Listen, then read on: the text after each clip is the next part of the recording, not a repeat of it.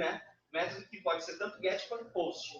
Geralmente, formulários é POST, que é um método de envio de dados, que ele vai, o pacote ele vai, enfim, ele vai de forma mais segura e não fica aquele GET com um monte de parâmetro bizarro. Mas, enfim, quando tu clica ali em envia, ele pega os names do formulário, tanto que nessa aplicação eu imagino que tu tem que botar os names padronizados com o serviço deles, né? E aí esses names eles são enviados e lá eles recebem, não sei se é em PHP ou .NET ou a linguagem que eles usam, Java, mas isso é tratado lá, né? Mas o Bootstrap em si ele é só para fazer toda a... Ele faz o tratamento dentro desse serviço e depois envia, caminha por e-mail daquele chamado ali. Sim. O que eu estou querendo dizer é que eu não usei nenhuma... Sim, tu não fez back-end, só fez front-end ali, né? Só coloquei o link de formulário. Sim, massa. Pá, também depende. Depende, porque eu uso... Porque depende de servidor, tem que ver com o cliente, porque às vezes tem uns caras que são metidos a saber, assim, isolar e comprar serviço, assim, eles compram um pacotão lá que a hospedagem empurrou no site, na compra, né, e eles acabam comprando umas coisas que tem que obrigar, por exemplo, se comprar um servidor Windows, cara, não pode usar PHP, mas não é bom, cara, não fica bom, fica bem estranho, assim. Aí tu usa ali um .NET, entendeu? Aí tudo depende, enfim. Mas eu geralmente, assim, quando eu pego os últimos backends que eu peguei é .NET e PHP também. Eu nunca fiz nada com Java. Eu fiz algumas automações, assim, de curiosidade, mas nunca fiz nada, assim, muito profundo em Java, mas é tudo backend, né? Onde a gente parou? Não dá dinheiro. Não dá dinheiro. Então, alguém tem mais alguma pergunta dentro desse assunto que a gurizada que abordou? Não? Vamos seguir, então. Pode passar para o próximo. Agora que sabemos o que faz um desenvolvedor front-end, vamos aos 3 fatos. 3 fatos importantes de por que ser um desenvolvedor front-end. Primeiro, é uma profissão do futuro. Por que é uma profissão do futuro? Cara, qualquer lugar que a gente for entrar, se a gente for entrar... Eu sou uma pessoa que eu entro por exemplo, vou lá na Renner comprar uma camiseta que daqui a pouco na próxima esquina alguém vai ter a mesma. Aí eu vou lá na Renner e eu vejo alguma coisa assim, uma roupa, uma calça, tá? Aí uma calça legal, bacana. E na hora eu vou lá e consulto no meu celular o preço em outro lugar, né? Todo mundo faz isso, a maioria das pessoas fazem isso. E onde está o front-end nessa história? Em aplicações tanto web quanto mobile. Em todas as interações que o usuário tem, cada usuário tem com uma plataforma, com um aplicativo, seja com um site web, todas as interações elas são feitas através do front-end. Agora me diz uma coisa, se vocês forem comprar algum produto, tá? Vamos pegar um produto, a gente pegou a calça, né? A gente vai comprar uma calça na internet. O que seria mais confiável? Um site todo quadradão, assim, tem preto e branco, todo desformatado, ou um site todo estilizado, que aí tu clica, aí vem um loaderzinho, e aí aparece uma notificação, você é bem-vindo, e barará. O que é mais confiável? O que está estilizado, certo? É óbvio isso. Então, por isso que o front-end é uma profissão do futuro, porque todas as interações que a gente faz... E tu quer ver uma coisa? Aí, esses dias me disseram assim, o cara me disse assim, eu acho que daqui a pouco até vão inventar uma forma de o front-end, de colocar isso para as máquinas fazerem e as máquinas substituírem a mão humana. E eu disse para ele, não tem como. Vocês querem ver como não tem como? Como é que é seu nome? Juliana, qual é a tua cor preferida? Azul? O rapaz fez a pergunta, como é que é o nome mesmo?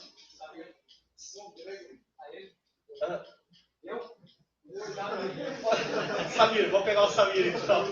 O Samir tá ativo, então vamos pegar ele que tá dando sangue. Isso aí, cara. Qual é a tua cor preferida? É a mesma que a dela, mas eu escolhi para um amarelo. Sim. Não, legal, mesma cor. Minha cor preferida é azul. Sim. Mas tudo bem, só para a gente chegar no consenso. Vocês são pessoas diferentes, que moram em lugares diferentes e que se conhecem só aqui, mas antes daqui não se conheciam, certo? A máquina ela não tem como prever, a não ser que haja uma análise baseada em um perfil de rede social e tudo mais. Mas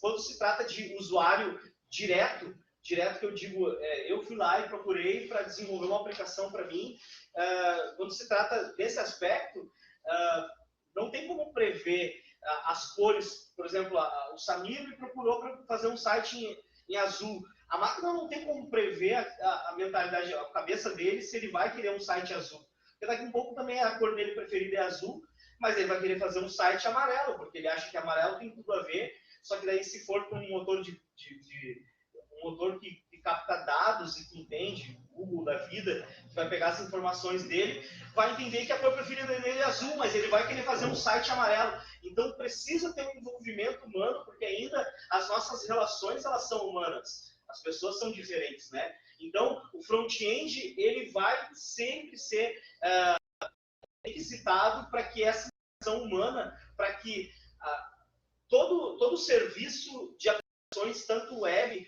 quanto desktop, que na verdade todas as aplicações que até são desktop, elas já estão todas sendo convertidas para conversar com serviços web, né? Essas aplicações todas elas são para usuário. Aí eu tinha um amigo que ele brincava e dizia assim, ó, todo mundo tem cliente, só traficante e programador que tem usuário, né? Então, todas essas informações elas são em torno do usuário, né? E vamos seguir lá, então. O segundo fato, o mercado de trabalho está aquecido. Cara, vocês já devem ter ouvido, o Marcelo comentou. O Marcelo é meu amigo, gente. Nem falei, o cara convidou. Meu amigo, parceria que se criou junto. O Marcelo me falou que vocês ouviram alguma coisa de mercado de trabalho e tal. Eu cheguei ali. E mercado de trabalho, principalmente em Porto Alegre, aqui está muito aquecido. Muito aquecido, assim, porque você quer ter LinkedIn aí. Acho que a maioria tem LinkedIn. Cara, no LinkedIn, conforme a gente vai evoluindo e vai amadurecendo profissionalmente, conforme vai se atualizando o LinkedIn, cara, LinkedIn vira meio que um leilão, assim, né? E eles começam a te oferecer várias propostas, uma em cima da outra. Então, o mercado de front-end, de back-end também, mas o front-end nesse momento, principalmente, o pessoal que trabalha com Angular, com React, quem conhece Angular e React, a galera que trabalha com essas tecnologias, hoje em dia elas estão conseguindo emprego fácil, assim. E não só essas tecnologias, eu conheço front-ends que são bem acomodados, assim, eles têm um lugar no mercado de trabalho e eu fico pasmo, assim, eu olho assim, poxa, o cara nunca se atualiza nem faz nada, mas está sempre mudando de empresa, eu não consigo entender, porque tem uma falta de mão de obra aqui em Porto Alegre, né? E está muito aquecido o mercado, cara. Então, assim, é uma boa hora assim, para se apostar no front-end, para se ir em buscar assim, recursos, entender algumas coisas, tanto no YouTube ou buscar mais conhecimento também. Não sei se vocês conhecem, vamos fazer propaganda de outro, não tem. Falar de uma plataforma web, mas plataformas web que prestem cursos. E também vocês podem ver, porque eu lembro que aqui na escola mesmo eu tinha alguns cursos, eu não sei se ainda tem, que era no fim do ano, assim, né? Que era tipo um intensivo. E são intensivos que são muito bons, assim, que são ensinos de linguagens e tal. E é muito bom se aprofundar nessas coisas, porque o mercado de trabalho está muito bem aquecido. Beleza? Vamos seguir? E a terceira, é divertido pra caramba, cara. É muito bom ser um desenvolvedor front-end. Porque o cara tem uma trabalheira às vezes, e eu dei meio que pé frio em alguns projetos que eram correria, o pessoal com um prazo curtíssimo, mas em alguns outros projetos, nossa, é super divertido, porque aí tu vai lá e o front-end, diferente do back-end, que o back-end tu desenvolve as coisas e não aparece, né? O back-end desenvolve lá, implementa, por exemplo, como inserindo informações no banco de dados, ou que o Samir ali, ele usou o serviço de e-mail lá, aí usa um serviço de e-mail, isso nada aparece, ele vai aparecer só em algum momento em que tiver interação com o front-end. Mas já o front-end faz ali alguma firula, alguma coisa se mexendo e tal. É bem bacana, assim, como as coisas funcionam, né? Até no início, a gente fica meio assustado. Pode meio que assustar, parece que é um monte de coisa, assim, muita informação para a gente dissolver e digerir, mas é muito divertido trabalhar com desenvolvimento front-end. Próximo. Aí tem uma frase, escolhe um trabalho de que gostes e não terás que trabalhar nem um dia da tua vida.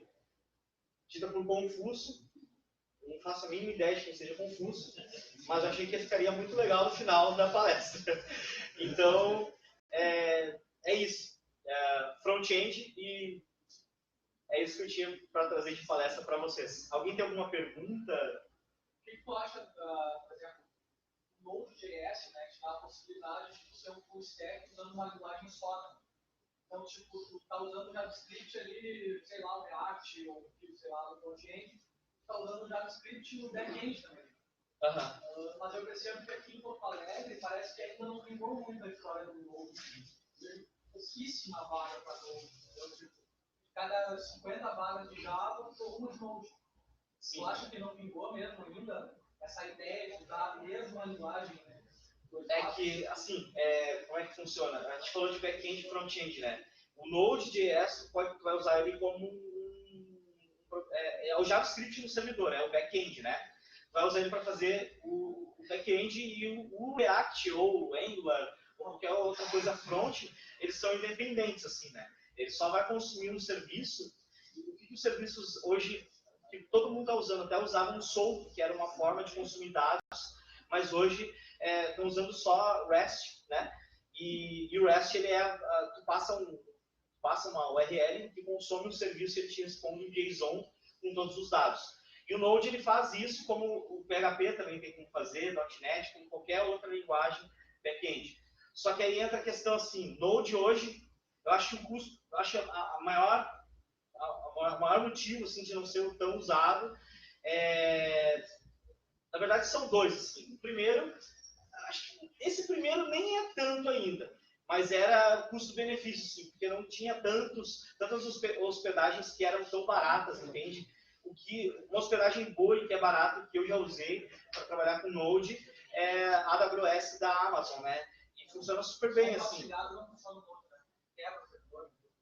Cara, compartilhada, mas aí já quer muito longe. O que quer fazer uma rede social? Não vai colocar tipo numa HostGator da vida, que é uma hospedagem compartilhada. Sim. Eu já ouvi falar que você vai colocar um sistema servidor ali, e quebra o servidor, não dá certo, tem que ser PHP.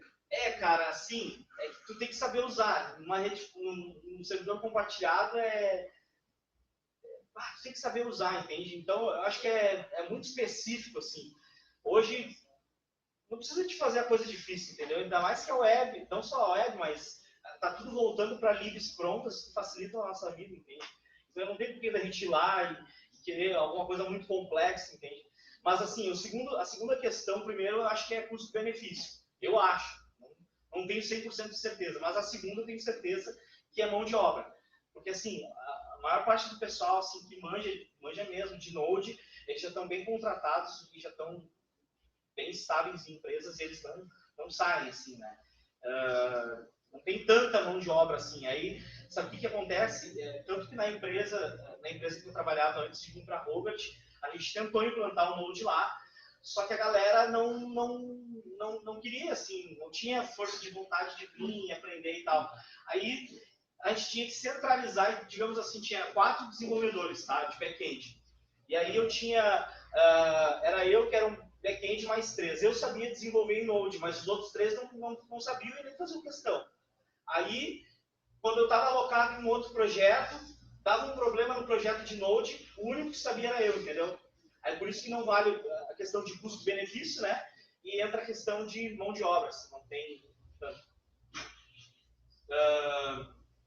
A Robert terceiriza bastante gente do Danato, né? Como? Da Robert. A Robert terceiriza bastante gente da Danato, não terceiriza? Não sei. Aí já é parte burocrático financeiro dos gestores da técnicos. Eu já conversei com 3 recrutadoras da DAPO que era para alocar dentro da Robert.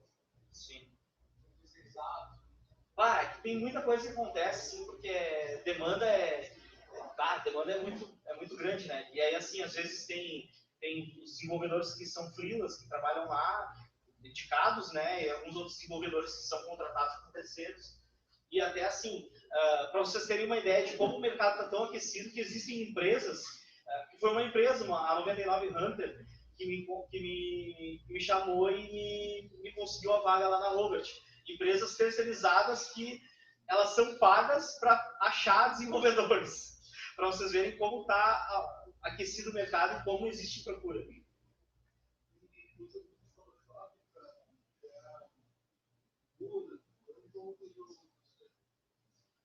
Depende. É a resposta padrão lá, depende. Depende, porque também assim, às vezes, na maioria das vezes eu não pego, eu pego layout pronto, assim. Eu só uso Photoshop, Illustrator, para fazer recorte mesmo, de abrir lá e recortar as coisas, mas depende do projeto, porque às vezes tem coisas que vêm do designer, vem em UI ali, né, do Illustrator, e às vezes vem em PSD, ou às vezes até Corel vem. Até Corel. Quando vem Corel, eu tento converter lá pro...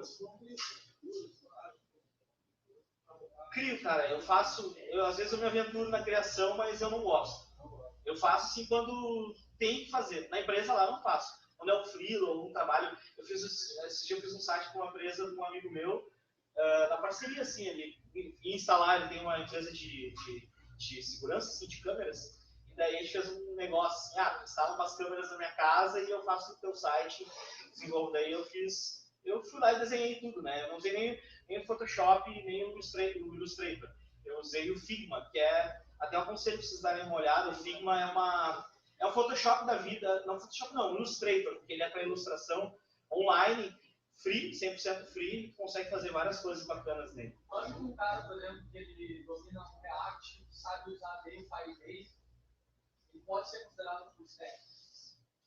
Ele está sabendo usar um serviço de back-end e tal, mas não está programando o back-end.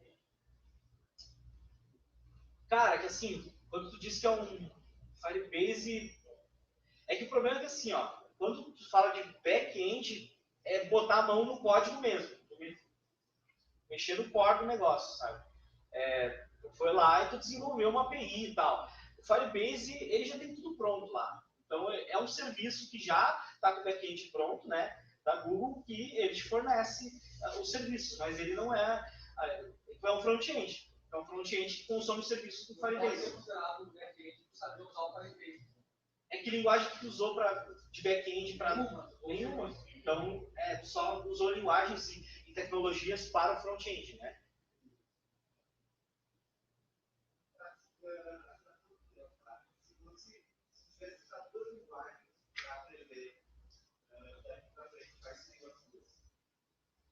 Depende. Não, mas assim, pior que faz sentido isso. Eu fui falar de brincadeira, mas depende. Depende do nível da pessoa. O Marcelo, ele me pergunta bastante várias coisas, assim, e aí tudo o cara tem que avaliar o nível da pessoa que vai, né? Por exemplo, se for um cara que está iniciando ali, ele definiu, olha, eu quero ser um front-end e é isso aí. Eu vou dizer pro cara, aprende HTML, CSS e JavaScript. Baixa a cabeça e foca nisso, faz bem feito. Mas aí tem serviço, e tem não sei o quê. Cara, foca nisso, se especializa nisso. E aí depois, tu sabendo HTML, CSS e JavaScript, o resto vai ser puxado engolido pelo mercado de trabalho, e lá eles se jogam no fogo e a coisa acontece. Agora, se fosse alguém mais ali no meio, o cara sabe desenvolver HTML, JavaScript, CSS e tal, e precisa evoluir, o que eu aconselharia? Cara, dá uma olhada em processadores de Gulp, dá uma olhada em Grunt e Gulp, que são processadores, eles pegam CSS e JavaScript, eles compilam isso e compactam, né? De forma que pode desmembrar em módulos, assim. Aí imagina que tem uma página home, uma de produtos e uma de contato. Aí tu vai lá, aí tu consegue não usar um CSS, colocar um monte de coisa, e daqui a 6 meses tu vai ter um arrependimento muito grande, e aí tu vai lá e quebra isso em 3 arquivos, que um é home, outro é contato, outro é produto. Você consegue usar esses gerenciadores de pacotes. É gerenciadores de pacotes. Agora o cara já sabe gerenciadores de pacote, e aí o que eu aconselharia? Cara, vai pro React e Angular. Qualquer um desses dois está suficiente, não precisa saber os dois.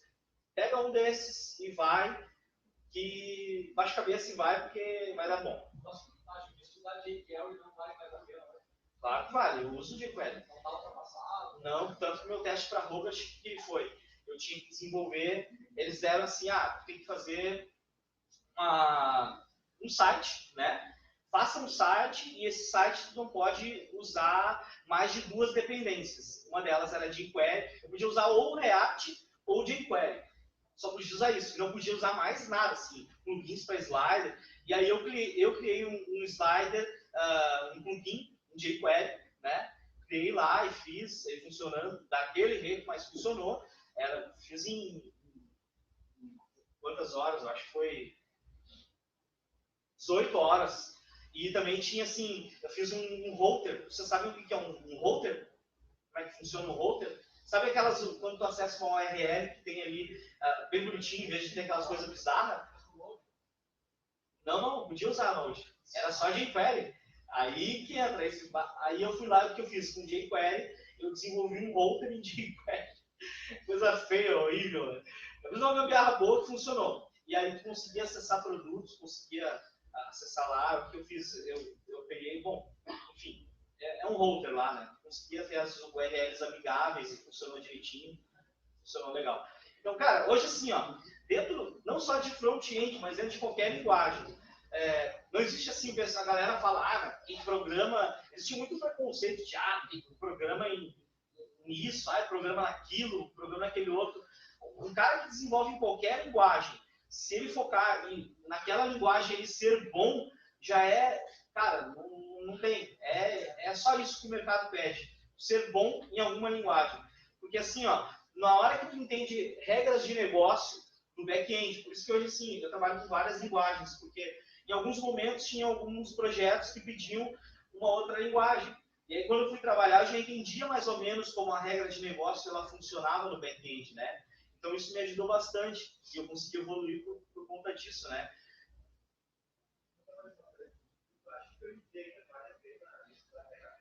Desculpa, eu não consegui te pegar. Eu acho que hoje em dia vale a pena colocar esforço. Claro. Cara, hoje assim, ó, WordPress é em cima de PHP, Drupal é em cima de PHP. Eu não ia vir com essa camiseta, eu não gosto de Drupal, mas lá na empresa a gente trabalha com Drupal. E aí o meu chefe disse assim, já que tu vai palestrar, palestra com a camiseta do Drupal. Cara, PHP assim, usa para muita coisa, assim. Você conhece Laravel? O Laravel é um framework em PHP que, cara, consegue desenvolver uma API fácil. Roda ali com Artisan, que é um gerenciador de pacotes dele.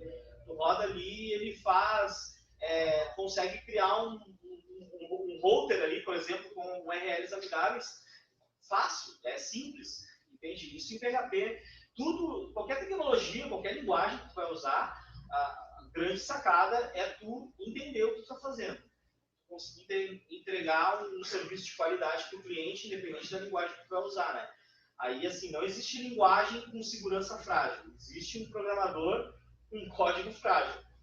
Então... Mas, cara, o que eu percebo é que tem linguagens que tem mais demanda, querem mais nas vagas. Como eu falei, eu acho que Node é muito mais interessante uma linguagem só. Só saber que usa para ser consegue, só programa script. Por exemplo, o Adonis, ele é quase uma imitação do Laravel do JavaScript. Ele tem uma estrutura muito parecida com a do Laravel. Então, uma linguagem só pode ser full stack, mas eu percebo que parece que as empresas não se ligaram nisso, assim, né? E é o que menos pedem. Cara, eu tô contigo, não discordo, mas como eu falei, envolve questão burocrática e financeira, né? De demanda e alocar mão de obra em cima de projeto, né? Porque assim, cara, hoje assim, o Node ele é JavaScript, mas ele tem, assim, Se tu for pegar um cara do JavaScript comum, assim, o cara que é do front-end, e esse cara ele vai desenvolver um Node, não vai ter os mesmos comportamentos que o JavaScript lá no front-end. Vai ter que usar um Express para rodar servidor. Então, tu vai ter que entender como é que funciona um servidor. Vai ter que entender de protocolo. Vai ter que entender de como tu ir lá e gerenciar assim, para tu receber tanto métodos get, quanto post, quanto put, quanto delete. Então, envolve um monte de outras regras de negócio que são peculiares do back-end, né? Sim, o cara que sabe usar no front-end não necessariamente vai saber usar no back-end. Não vai. Se o cara não entender de como funciona regras de negócio de back-end, a coisa não... Hoje tu tem ali o EJS, né, que é a linguagem de template. Então, tu pode fazer o front-end dentro do Node também, com a linguagem de template, EJS. Tu consegue fazer ali stacks só com o Node. Sim. Alguém mais tem alguma pergunta?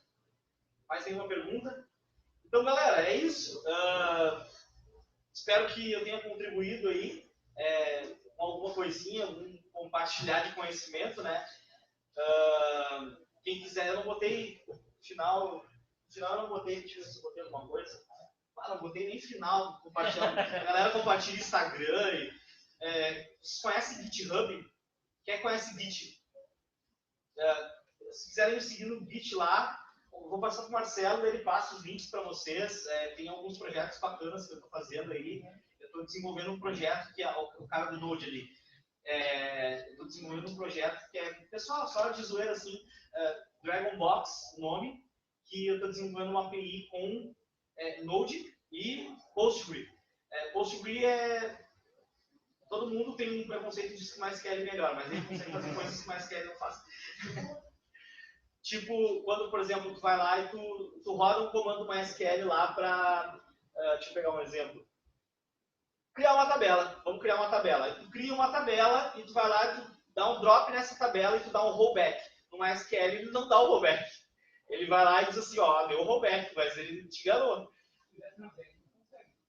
Mas aí tu tem que fazer transaction. Se quiser voltar.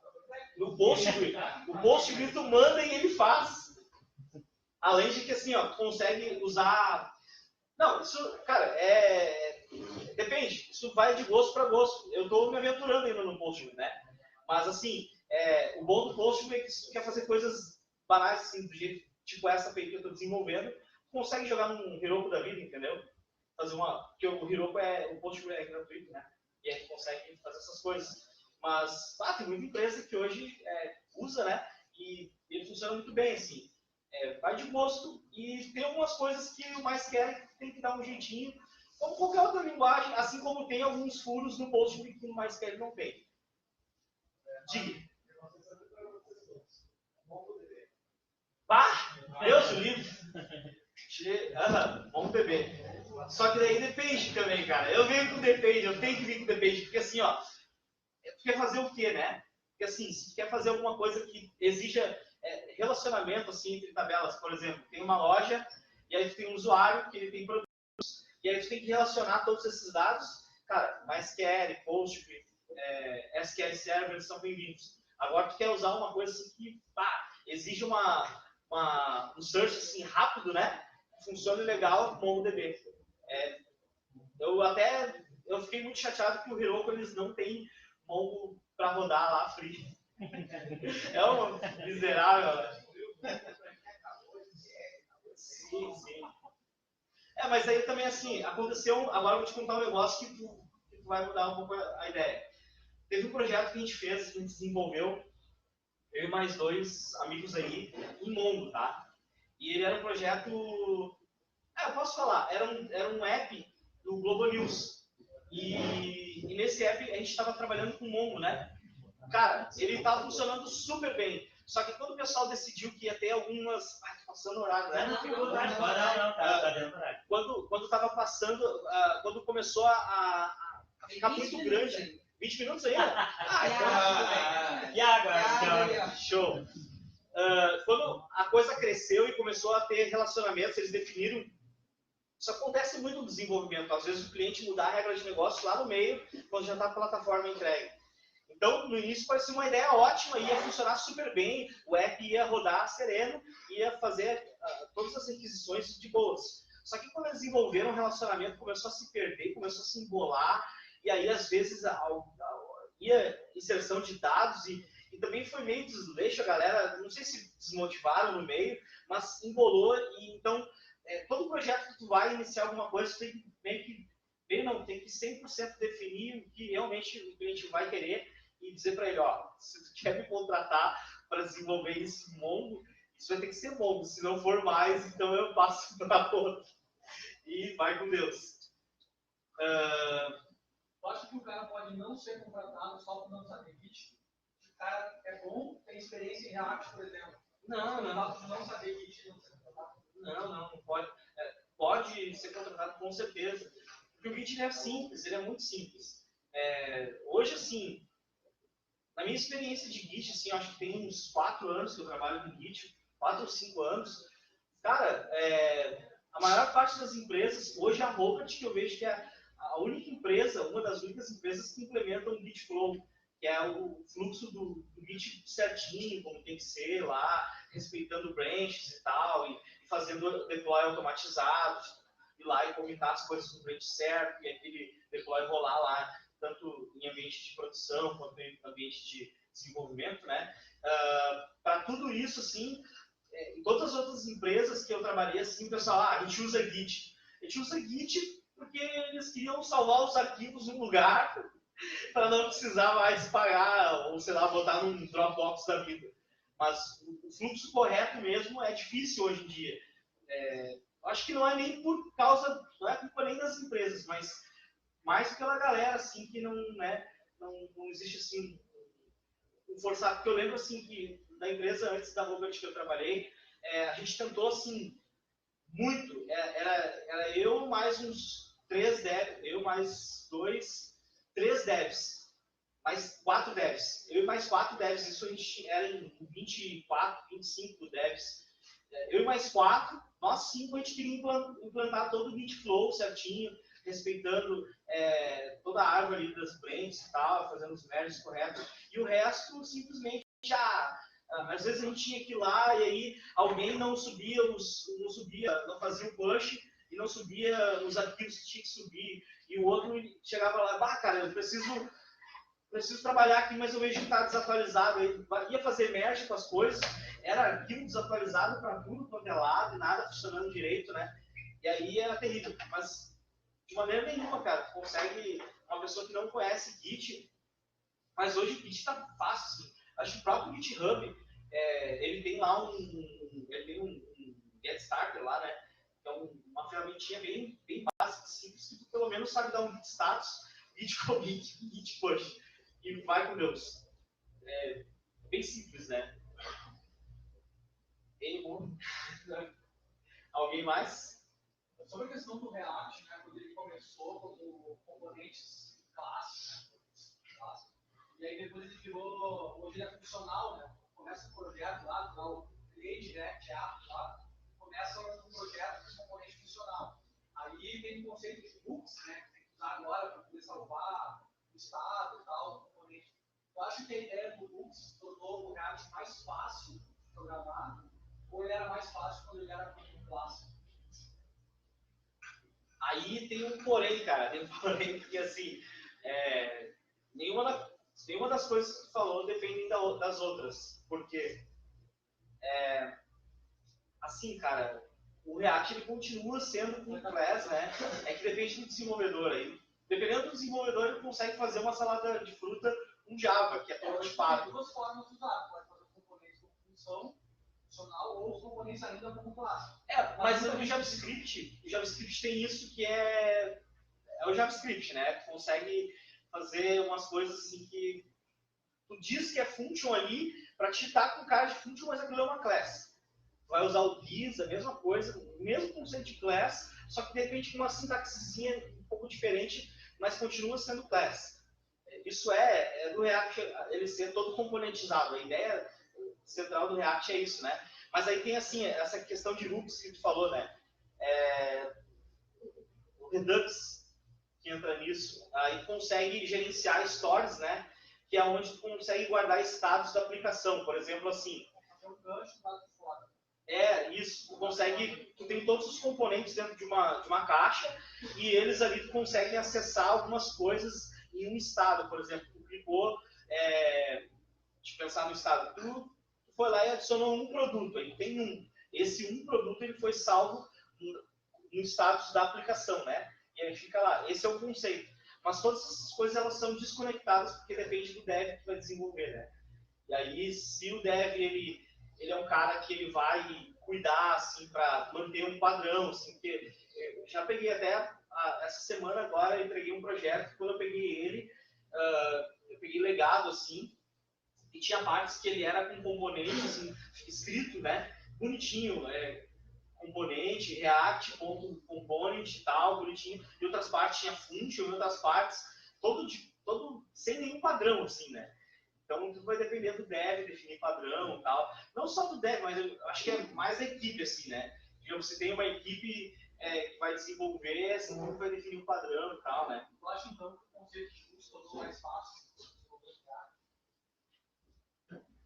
Mais fácil é que vai dependendo do que tu vai usar, cara. Porque, assim, não vale a pena, por exemplo, tu vai criar uma página simples só para mostrar meia dúzia de fotos ali. Tu não tem por que guardar estado de aplicação, entendeu?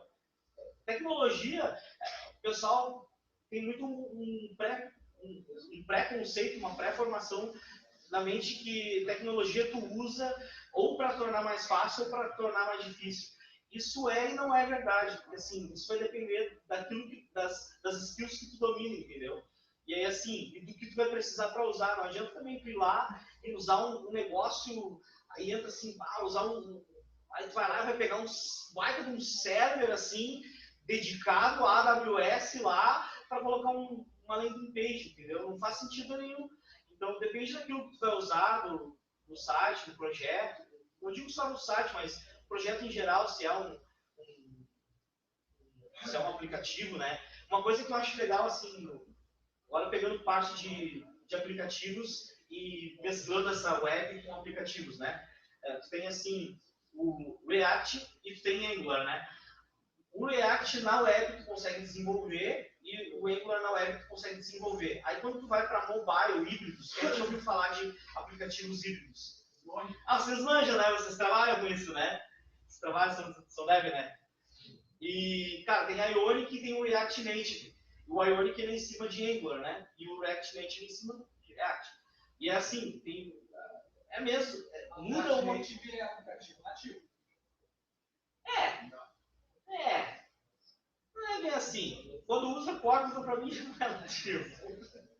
Se usa Córdoba, pra mim já é uma gambiarra bem feita. Não, o React Native, a fluidez dele é fora do comum.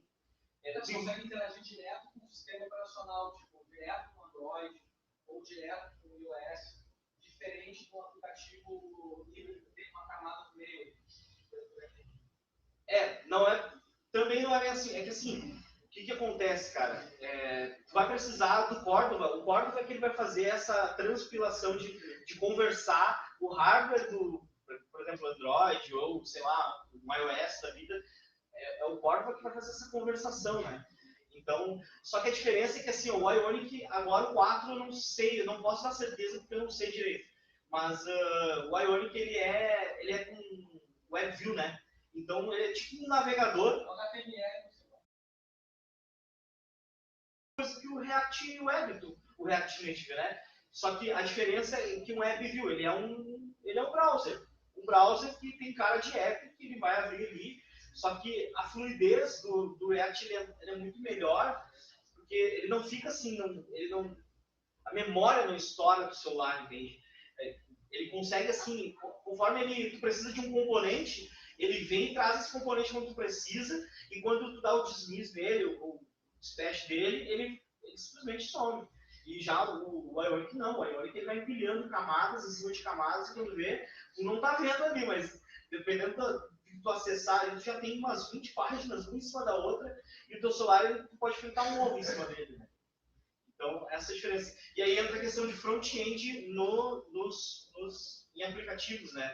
Que hoje tu consegue facilmente desenvolver com Ionic. Aí eu também não posso dizer que eu já ganhei dinheiro com Ionic, então não posso falar mal.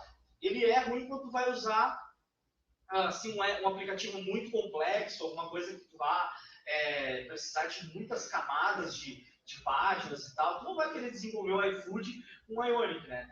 Mas, cara, é um aplicativo simples, que tu vai ali, né, uma navegação razoavelmente simples, em 3 ou 4 páginas, o Ionic ele funciona muito bem. Eu acho que é mais fácil, ele te dá as coisas meio que prontas, assim, né? Quando tu roda lá os MG do Angular lá, aliás, isso é na web, tu roda os Ionic e alguma coisa, ele te gera as coisas prontas. Então ele é mais fácil.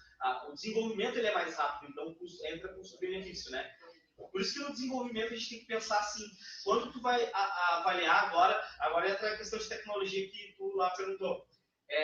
Tudo tem que se avaliar dependendo do projeto, porque aí entra assim, o que o cliente tem de orçamento, o tempo que vai demandar para tu desenvolver alguma coisa. Quando vê, tu abraça um projeto e uma tecnologia que tu acha muito legal, mas tu não domina essa tecnologia. Então tu vai ter uma curva de aprendizado. E aí o que vai acontecer? Tu vai ter que demandar horas. E o desenvolvedor ele não trabalha assim por esse mês. Lógico, a gente recebe o salário lá, mas quando tu vai pegar coisas individuais, ou freelancer, ou tu trabalha diretamente, o desenvolvedor trabalha por horas, né? Então, tu tem que contar isso, sim. Até mesmo nós que trabalhamos fixo, eu trabalho fixo na Robert, mas quando eles orçam algum projeto, é em cima de horas. E aí, quando eles orçam essas horas, elas são para me alocar em alguma tecnologia e tal, que eu vou dominar. Até por isso que existe organização da equipe, assim, e a nossa planning para definir quem domina mais front-end, quem domina mais Drupal, quem domina mais React, quem domina JavaScript, e aí a gente consegue fazer um gerenciamento melhor e isso vai ter um custo-benefício bem mais agradável para o bolso, né? Tanto daqueles que trabalham autônomos como freelancer, quanto aqueles que são empregados de uma empresa privada. Mais alguma coisa? Então, agora foi. Tranquilo? Nada mais, Samir? De boa? Não, mas é isso aí.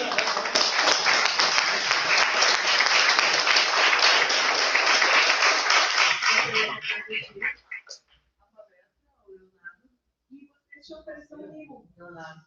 Obrigado.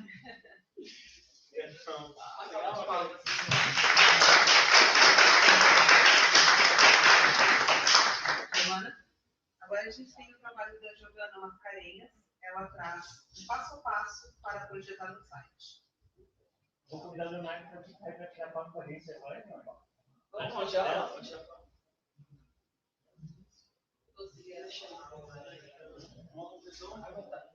Não vai usar aqui, né?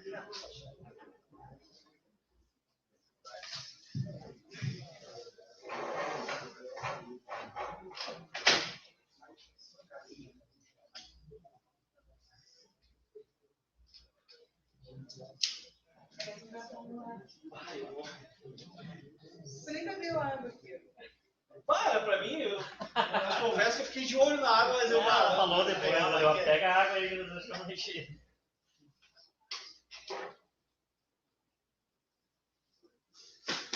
Eu ia quebrou.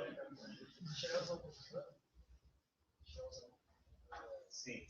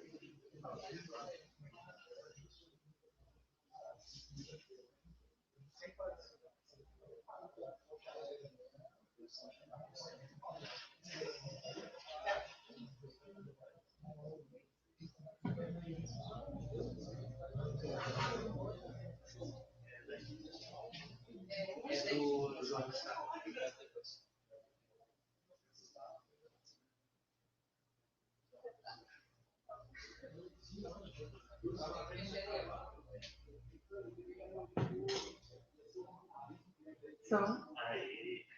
Não sei se eu utilizo ou não. Pode pegar na hora. Primeiramente, boa noite a todos. Meu nome é Giovana Mascarenha da Silva, eu curso técnico de informática e a faculdade de sistemas para a internet nessa instituição. Por conta de um trabalho da faculdade de sistemas para a internet, eu acabei estudando um pouco mais a parte de projetamento de site. Eu vou dar uma apresentação bem breve aqui e bem superficial sobre o passo a passo, né? Tá. Primeiramente, então, como é que foi o surgimento dos primeiros sites publicados na web, né?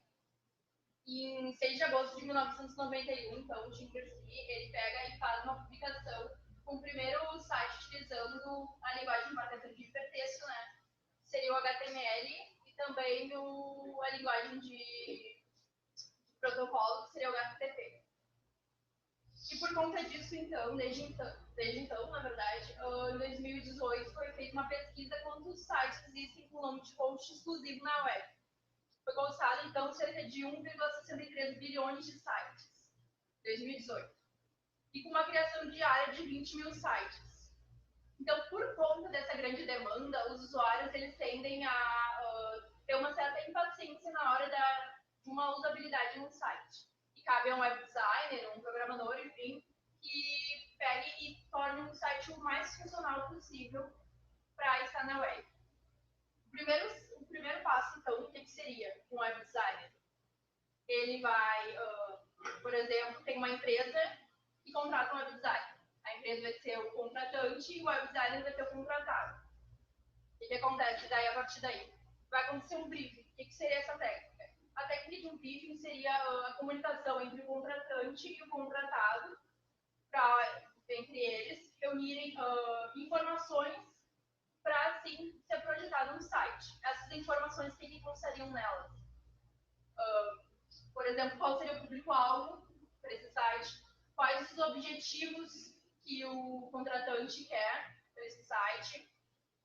Quais são os concorrentes diretos e indiretos dessa empresa?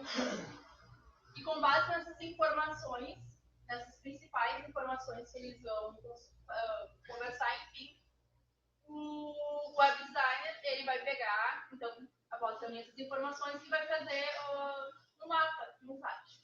Fazer ficar o mais superficial possível aqui para todos entenderem. Quem não tiver conhecimento, quem tiver bem mais, eu acredito que bastante gente tem.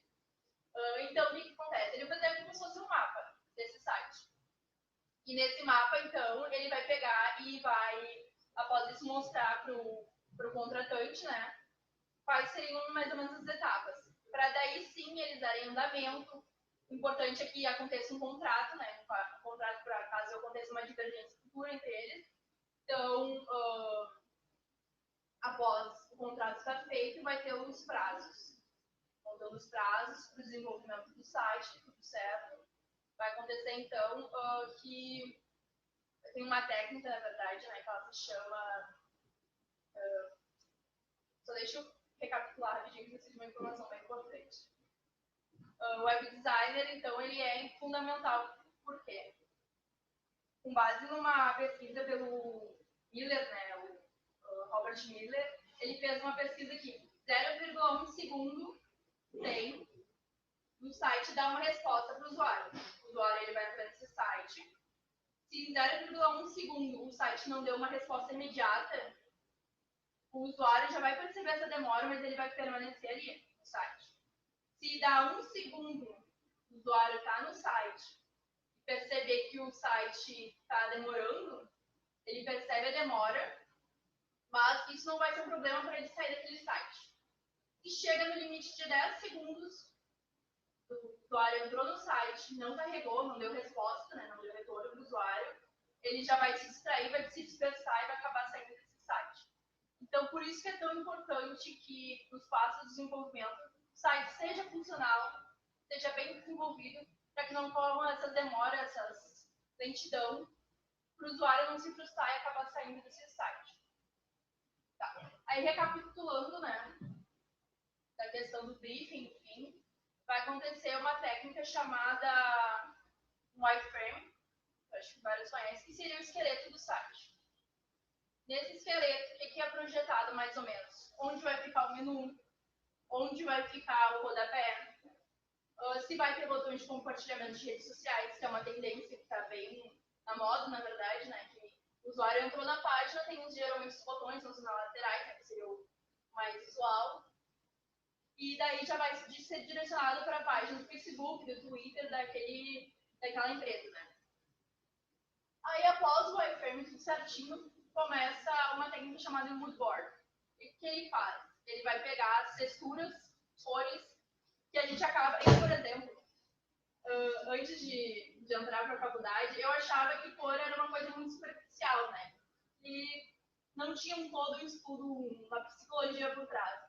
Depois de estudar a Eva Heller, eu percebi que cada cor, ou a combinação de cor, sempre tem um sentido. Por um exemplo, se tu vai num McDonald's da vida, vai a uma coisa de comida, geralmente o vermelho e o amarelo são sempre usados para instigar essa fome, para instigar, digamos, a fome, né? O cérebro meio que associa isso e torna um padrão. O padrão muitas vezes é bom, porque esse padrão, o cérebro já vai estar associado, já vai estar acostumado com esses padrões de cores, enfim.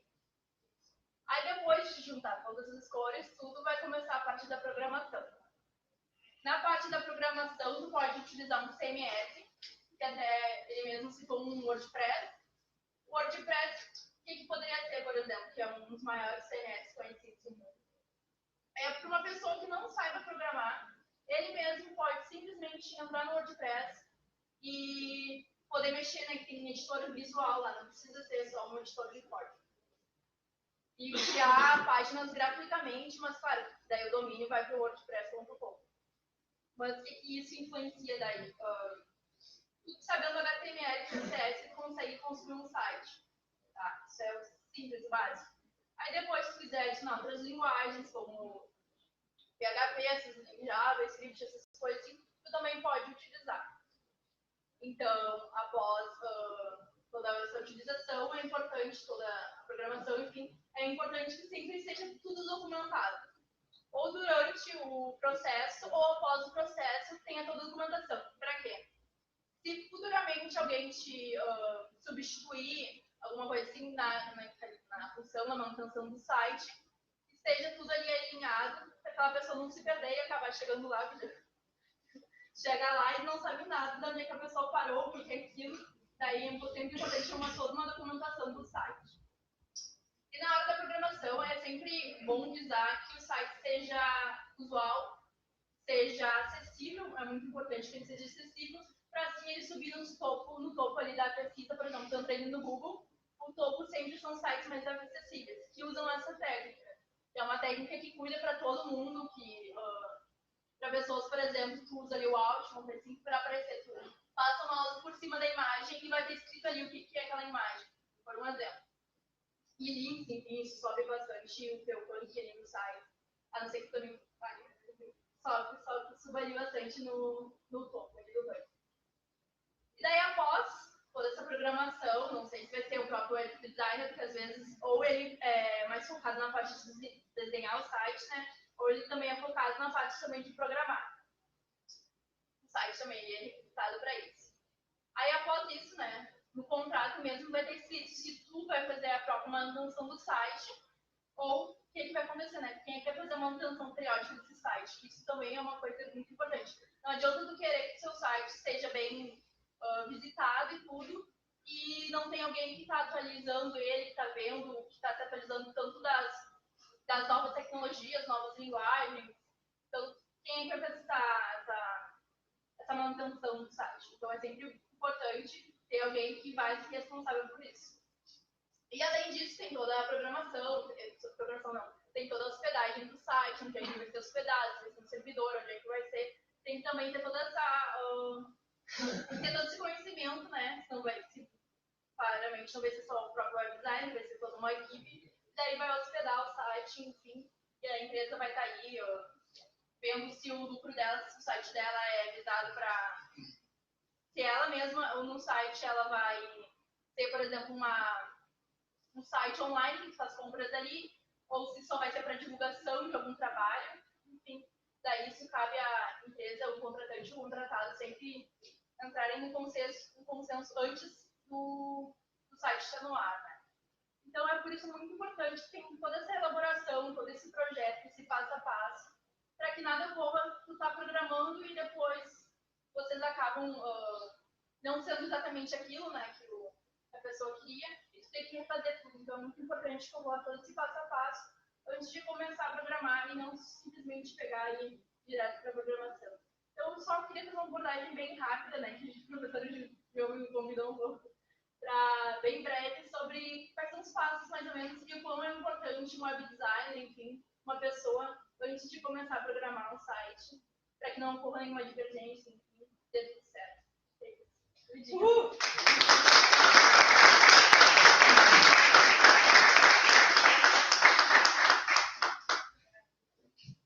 Vamos fazer uma foto? Vamos lá, o pessoal que está até agora aí. Pessoal da organização, palestrante, nosso seminarista. Vamos tirar uma foto, gente. Gentileza.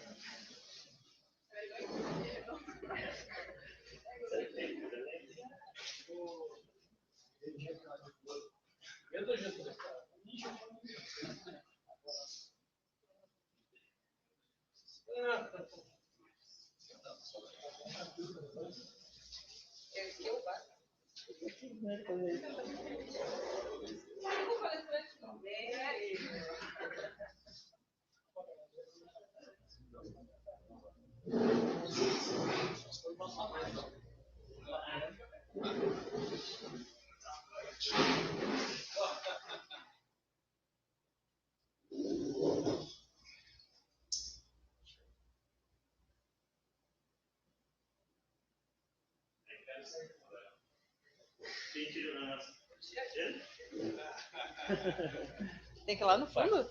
Eu não sei, vai ter que medir, né, para poder pegar na. Gostado na parede. Olha, ó, viu? Chegou bem na hora. Tá, vamos cortar um pouquinho aí. Ah, ela não quer ir pro fundo, viu? É a nossa. X.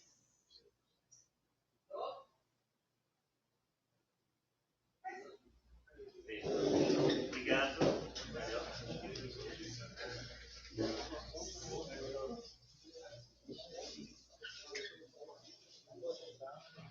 Gente,